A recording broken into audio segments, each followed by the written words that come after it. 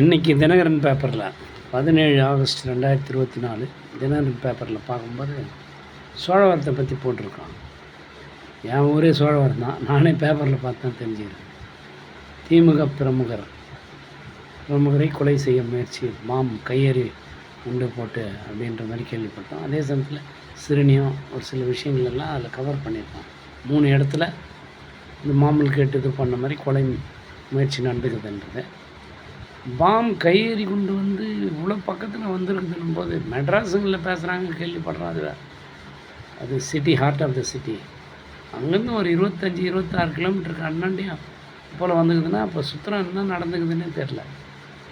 இது சம்மந்தப்பட்ட 3 பேரை பக்கத்தில் தான் பாடினோம். எங்கள் ஊர்லேருந்து ஒரு 5-6 கிலோமீட்டர்.